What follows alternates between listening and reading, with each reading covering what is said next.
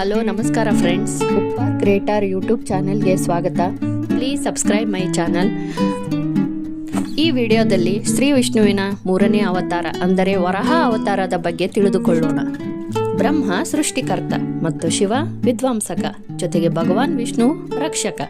ಭಗವಾನ್ ವಿಷ್ಣು ಹಿಂದೂ ಧರ್ಮದ 3 ಪ್ರಮುಖ ಪುರುಷ ದೇವತೆಗಳಲ್ಲಿ ಒಬ್ಬರು ಮತ್ತು ಅವರನ್ನು ಒಟ್ಟಿಗೆ ತ್ರಿಮೂರ್ತಿ ಎಂದು ಕರೆಯಲಾಗುತ್ತದೆ. ತ್ರಿಮೂರ್ತಿಗಳ ಭಾಗವಾಗುವುದರಿಂದ ಅವರು 10 ಅವತಾರಗಳನ್ನು ತೆಗೆದುಕೊಂಡಿದ್ದಾರೆ ಮತ್ತು ವಿಷ್ಣುವಿನ ಪ್ರತಿಯೊಂದು ಅವತಾರಗಳು ಒಂದೇ ಉದ್ದೇಶವನ್ನು ಹೊಂದಿದ್ದವು.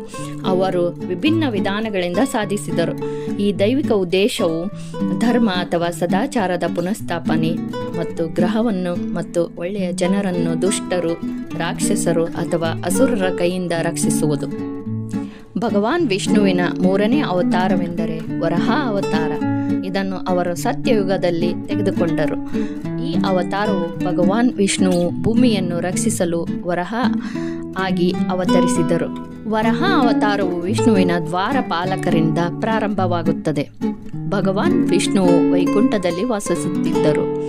ವೈಕುಂಠವನ್ನು ಜಯ ಮತ್ತು ವಿಜಯ ಎಂಬ 2 ದ್ವಾರಪಾಲಕರು ಕಾವಲು ಕಾಯುತ್ತಿದ್ದರು. ಭಗವಾನ್ ವಿಷ್ಣುವು ವೈಕುಂಠದಲ್ಲಿ ವಾಸಿಸುತ್ತಿದ್ದರು. ವೈಕುಂಠವನ್ನು ಜಯ ಮತ್ತು ವಿಜಯ ಎಂಬ 2 ದ್ವಾರಪಾಲಕರು ಕಾವಲು ಕಾಯುತ್ತಿದ್ದರು. ಅವರು ಭಗವಾನ್ ವಿಷ್ಣುವನ್ನು ಪ್ರೀತಿಸುತ್ತಿದ್ದರು ಮತ್ತು ಅವರು ಅವನನ್ನು ರಕ್ಷಿಸುತ್ತಿದ್ದಾರೆ ಎಂದು ಗೌರವವನ್ನು ಅನುಭವಿಸುತ್ತಿದ್ದರು. ಭಗವಾನ್ ವಿಷ್ಣುವಿನ ದರ್ಶನಕ್ಕೆ ಬಂದ ಅನೇಕ ಜನರು ಮತ್ತು ದುಃಖ ಹೊಂದಿರುವ ಪ್ರತಿಯೊಬ್ಬ ವ್ಯಕ್ತಿಯನ್ನು ಭಗವಂತನ ದರ್ಶನಕ್ಕೆ ಅನುವು ಮಾಡಿಕೊಡುವುದು ಜಯ ಮತ್ತು ವಿಜಯ ಅವರ ಕೆಲಸವಾಗಿತ್ತು. ಭಗವಾನ್ ವಿಷ್ಣುವಿನ ಸಮಯ ಅಮೂಲ್ಯವಾದುದು ಮತ್ತು ವ್ಯರ್ಥ ಮಾಡಲಾಗುವುದಿಲ್ಲ ಎಂದು ಅವರಿಗೆ ತಿಳಿದಿತ್ತು. ಒಂದು ದಿನ ಬ್ರಹ್ಮದೇವನ 4 ಪುತ್ರರು ಭಗವಾನ್ ವಿಷ್ಣುವನ್ನು ಅವರ ನಿವಾಸದ ವೈಕುಂಠಕ್ಕೆ ಭೇಟಿಯಾಗಲು ಬಂದರು. ಆ ಸಮಯದಲ್ಲಿ ಭಗವಾನ್ ವಿಷ್ಣುವು ವಿಶ್ರಾಂತಿ ಪಡೆಯುತ್ತಿದ್ದರಿಂದ ಜಯ ಮತ್ತು ವಿಜಯ ಎಂಬ 2 ಕಾವಲುಗಾರರು ಅವರನ್ನು ದ್ವಾರಗಳನ್ನು ಪ್ರವೇಶಿಸದಂತೆ ತಡೆದರು. ಬ್ರಹ್ಮನ ಮಕ್ಕಳು ಬಹಳ ಕೋಪಗೊಂಡರು ಮತ್ತು ಅವರು ಜಯ ಮತ್ತು ವಿಜಯರನ್ನು ಭೂಮಿಯ ಮೇಲೆ ಮಾನವರಾಗಿ ಹುಟ್ಟುವಂತೆ ಶಾಪಿಸಿದರು. ಕಾವಲುಗಾರರು ಅವರಿಗೆ ಮನವಿ ಮಾಡಿದರು, ಆದರೆ ಬ್ರಹ್ಮನ ಮಗ ಕೇಳಲಿಲ್ಲ. ನಂತರ ಭಗವಾನ್ ವಿಷ್ಣುವು ತನ್ನ ಕಾವಲುಗಾರರನ್ನು ಉದ್ದೇಶಿಸಿ, ನೀವಿಬ್ಬರು ಮಾನವ ರೂಪದಲ್ಲಿರುವ ನಿಮ್ಮ ಮರಣವನ್ನು ನನ್ನ ಕೈಯಲ್ಲಿ ಎದುರಿಸಿದರೆ ಶಾಪ ನಿವಾರಣೆಯಾಗುತ್ತದೆ ಎಂದು ಹೇಳಿದನು. ಕಾವಲುಗಾರರಿಗೆ ಇದನ್ನು ಒಪ್ಪಿಕೊಳ್ಳದೆ ಬೇರೆ ದಾರಿ ಇರಲಿಲ್ಲ.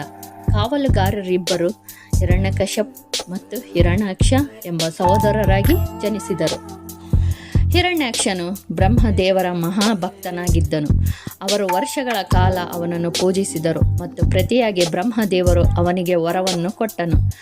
ವರದ ಪ್ರಕಾರ ಯಾವುದೇ ದೇವರು, ಮಾನವ, ಅಸುರ, ದೇವತಾ, ಪ್ರಾಣಿ ಅಥವಾ ಮೃಗ ಅವನನ್ನು ಕೊಲ್ಲುವುದಿಲ್ಲ.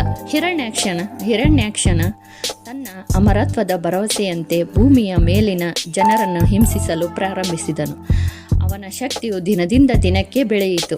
ಅವನು ಎಷ್ಟು ದೈತ್ಯನಾಗಿದ್ದನು! ಅವನು ನಡೆದಾಗ ಭೂಮಿ ತಾಯಿಯೂ ನಡುಗಿದಳು ಮತ್ತು ಅವನು ಕೂಗಿದಾಗ ಆಕಾಶವು ಬಿರುಕು ಬಿಟ್ಟಿತು.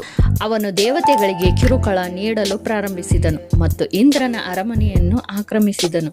ಪ್ರಾಣ ಭಯದಿಂದ ದೇವತೆಗಳು ಭೂಮಿಯ ಪರ್ವತ ಶ್ರೇಣಿಗಳ ಗುಹೆಗಳಲ್ಲಿ ಆಶ್ರಯ ಪಡೆದರು. ದೇವತೆಗಳಿಗೆ ಕಿರುಕುಳ ನೀಡಲು ಹಿರಣ್ಯಾಕ್ಷನು ಭೂಮಿಯನ್ನು ಹಿಡಿದು ಪಾತಾಳ ಲೋಕದಲ್ಲಿ ಮುಳುಗಿಸಿದನು. ತಾಯಿ ಭೂಮಿಯ ಸಮುದ್ರದಲ್ಲಿ ತಳಕ್ಕೆ ಮುಳುಗಿತು. ಈ ಸಮಯದಲ್ಲಿ ಮನು ಮತ್ತು ಅವನ ಹೆಂಡತಿ ಶತರೂಪ ಭೂಮಿಯ ಮೇಲೆ ಆಳ್ವಿಕೆ ನಡೆಸುತ್ತಿದ್ದರು. ಇದನ್ನು ನೋಡಿದ ಮನು ಮತ್ತು ಅವನ ಹೆಂಡತಿಯು ಬ್ರಹ್ಮದೇವನ ಬಳಿಗೆ ಬಂದು ನಮಸ್ಕರಿಸಿ, ತಂದೆಯೇ, ನಾವು ನಿಮಗೆ ಹೇಗೆ ಸೇವೆ ಸಲ್ಲಿಸಬಹುದು ಮತ್ತು ಇಹಲೋಕ ಮತ್ತು ಮುಂದಿನ ಜಗತ್ತಿನಲ್ಲಿ ನಾವು ಸಂತೋಷವನ್ನು ಖಚಿತಪಡಿಸಿಕೊಳ್ಳಬಹುದು ಎಂದು ನಮಗೆ ತಿಳಿಸಿ. ಭೂಮಾತೆ ಸಮುದ್ರದಲ್ಲಿ ಮುಳುಗಿರುವುದರಿಂದ ನಾನು ಶತರೂಪ ಎಲ್ಲಿ ವಾಸಿಸಬೇಕು ಎಂದು ಪ್ರಶ್ನಿಸಿದರು. ಬ್ರಹ್ಮದೇವನು ಚಿಂತಿತನಾದನು ಮತ್ತು ಭೂಮಿ ತಾಯಿಯನ್ನು ರಕ್ಷಿಸಬೇಕೆಂಬುದು ಯೋಚಿಸಿದನು. ಅವರು ಹೇಳಿದರು, ನಾನು ಅವನಿಗೆ ವರವನ್ನು ನೀಡಿದ್ದರಿಂದ ನನ್ನಿಂದ ನಾಶವಾಯಿತು. ವಿಷ್ಣುವಿನ ಸಹಾಯ ಪಡೆಯೋಣ ಎಂದು ಬ್ರಹ್ಮದೇವನು ಹೇಳಿದನು. ಬ್ರಹ್ಮನು ಭಗವಾನ್ ವಿಷ್ಣುವನ್ನು ಧ್ಯಾನಿಸುತ್ತಿದ್ದಾಗ ಅವನ ಮೂಗಿನ ಹೊಳ್ಳೆಯಿಂದ ಒಂದು ಸಣ್ಣ ವರಾಹ ಬಿದ್ದಿತು. ಆ ಜೀವಿ ಯಾವುದೆಂದು ಆಶ್ಚರ್ಯಪಡುತ್ತಾ ಅದು ಬೆಳೆದು ದೊಡ್ಡ ಪರ್ವತ ಗಾತ್ರವಾದದವರೆಗೆ ಬೆಳೆಯಿತು. ಅದು ಭಗವಾನ್ ವಿಷ್ಣು ಮತ್ತು ಅವರು ಹೇಳಿದರು, ನಾನು ತಾಯಿ ಭೂಮಿಯನ್ನು ಮೇಲಕ್ಕೆತ್ತಲು ಸಾಗರವನ್ನು ಪ್ರವೇಶಿಸುತ್ತೇನೆ. ಅವನು ಹಿರಣ್ಯಾಕ್ಷನನ್ನು ಕೊಲ್ಲಲು ವರಹ ರೂಪವನ್ನು ಪಡೆದನು, ಏಕೆಂದರೆ ಬ್ರಹ್ಮದೇವನಿಂದ ವರವನ್ನು ಪಡೆಯುವಾಗ ಎಲ್ಲ ಪ್ರಾಣಿಗಳಲ್ಲಿ ಹಿರಣ್ಯಾಕ್ಷನು ಹಂದಿಯನ್ನು ಪ್ರಾಣಿಯೆಂದು ಉಲ್ಲೇಖಿಸಲು ಮರೆತನು. ಭಯಂಕರವಾದ ಗರ್ಜನೆಯನ್ನು ಹೊರಡಿಸುತ್ತ ವರಹ ಒಂದು ಪ್ರಬಲವಾದ ಜಿಗಿತವನ್ನು ಗಾಳಿಯಲ್ಲಿ ತೆಗೆದುಕೊಂಡು ತನ್ನ ಗೊರಸುಗಳಿಂದ ಮೋಡಗಳನ್ನು ಹರಿದು ತಾಯಿ ಭೂಮಿಯನ್ನು ಹುಡುಕುತ್ತಾ ಸಮುದ್ರದ ಹಾಸಿಗೆಗೆ ಧುಮುಕಿದನು. ಅವರು ಸಮುದ್ರದ ಇನ್ನೊಂದು ತುದಿಯನ್ನು ತಲುಪಿದರು ಮತ್ತು ಅದರ ಆಳದಲ್ಲಿ ಭೂದೇವಿಯನ್ನು ಕಂಡುಹಿಡಿದರು.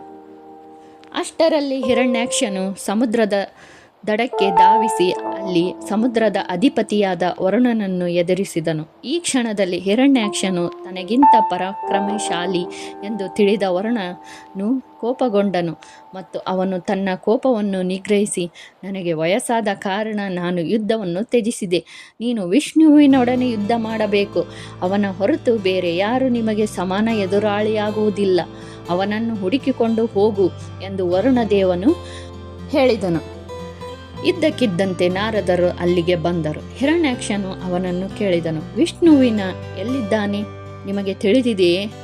ಮಹಾವಿಷ್ಣುವು ಸಮುದ್ರದಲ್ಲಿ ಭೂಮಾತೆಯನ್ನು ರಕ್ಷಿಸುತ್ತಿದ್ದಾನೆ ಎಂದು ನಾರದರು ತಿಳಿಸಿದರು. ಕೋಪಗೊಂಡ ಹಿರಣ್ಯಾಕ್ಷನು ಸಮುದ್ರದ ಕಡೆಗೆ ಹೊರಟನು. ವರಹ ತನ್ನ ದಂತವನ್ನು ಸಮುದ್ರದ ಹಾಸಿಗೆಯಲ್ಲಿ ಅಗೆದು ಅದರ ಮೇಲೆ ಭೂಮಿ ತಾಯಿಯನ್ನು ಎತ್ತಿತು ಮತ್ತು ಮೇಲ್ಮೈಗೆ ಏರುತ್ತಿದ್ದಾಗ, ನೀನು ಮೋಸಗಾರ, ನನ್ನಿಂದ ವಶಪಡಿಸಿಕೊಂಡ ಭೂಮಿಯನ್ನು ಎಲ್ಲಿಗೆ ಒಯ್ಯುತ್ತಿರುವೆ? ನಿಲ್ಲಿಸು ಎಂದು ಹಿರಣ್ಯಾಕ್ಷನು ಹೇಳಿದನು. ವರಹ ಅವತಾರದಲ್ಲಿದ್ದ ಭಗವಾನ್ ವಿಷ್ಣುವನ್ನು ತನ್ನೊಂದಿಗೆ ಯುದ್ಧ ಮಾಡುವಂತೆ ಸವಾಲು ಹಾಕಿದನು. ಆದರೆ ವಿಷ್ಣುವು ಅವನ ಎಲ್ಲ ಎಚ್ಚರಿಕೆಗಳನ್ನು ನಿರ್ಲಕ್ಷಿಸಿ ಮೇಲ್ಮೈಗೆ ಏರುತ್ತಲೇ ಇದ್ದನು. ಇದನ್ನು ನೋಡಿ ಹಿರಣ್ಯಾಕ್ಷನು ಬೆನ್ನಟ್ಟಿದನು, ಆದರೆ ವರಹ ಹಿಂತಿರುಗಿ ನೋಡಲಿಲ್ಲ. ಹಿರಣ್ಯಾಕ್ಷನು ಹೇಳಿದನು, ನಿಲ್ಲಿ ವೇಷಧಾರಿ, ನಿಮ್ಮ ಮಾಂತ್ರಿಕ ಶಕ್ತಿಯಿಂದ ನೀವು ಎಲ್ಲವನ್ನೂ ಸೋಲಿಸಬಹುದು ಎಂದು ನನಗೆ ತಿಳಿದಿದೆ. ಆದರೆ ಪ್ರಸ್ತುತ ನೀವು ನನ್ನ ಹತ್ತಿರ ಇದ್ದೀರಿ ಮತ್ತು ನಾನು ಖಂಡಿತವಾಗಿಯೂ ನಿಮ್ಮನ್ನು ಸೋಲಿಸುತ್ತೇನೆ. ಭೂಮಿ ತಾಯಿಯನ್ನು ಸಂರಕ್ಷಿಸುತ್ತಾ ಸ್ಥಳದಲ್ಲಿ ಇರಿಸಲು ವರಹ ಪರಾರಿಯಾಯಿತು. ಅದಕ್ಕೆ ಹಿರಣ್ಯಾಕ್ಷನು ತುಂಬ ಕೋಪಗೊಂಡು, ಹೇಗೆ ಹೇಡಿಯಂತೆ ಓಡಿ ಹೋಗುವೆ? ನನ್ನ ಭೂಮಿಯನ್ನು ನನಗೆ ಹಿಂದಿರುಗಿಸು. ಭೂಮಿಯು ಈಗಾಗಲೇ ಭಯಭೀತವಾಗಿತ್ತು, ಆದರೆ ಹಿರಣ್ಯಾಕ್ಷನನ್ನು ನೋಡಿ ಅದು ಹೆಚ್ಚು ನಡುಗಲು ಪ್ರಾರಂಭಿಸಿತು. ಭಗವಾನ್ ವಿಷ್ಣುವು ವರಹ ಅವತಾರದಲ್ಲಿ ಭೂಮಿಯನ್ನು ಸಮುದ್ರದ ಮೇಲ್ಮೈ ಮೇಲೆ ತಂದು ಅದರ ಅಕ್ಷದ ಮೇಲೆ ನಿಧಾನವಾಗಿ ಇರಿಸಿ ಅವಳನ್ನು ಆಶೀರ್ವದಿಸಿದನು. ನಂತರ ಅವನು ಹಿರಣ್ಯಾಕ್ಷನ ಕಡೆಗೆ ತಿರುಗಿದನು. ರಾಕ್ಷಸನು ತನ್ನ ಗದೆಯನ್ನು ವರ್ಷದ ಮೇಲೆ ಎಸೆದನು, ಆದರೆ ವರಹ ಪಕ್ಕಕ್ಕೆ ಸರಿದು ತನ್ನ ಗದೆಯನ್ನು ಎತ್ತಿತು.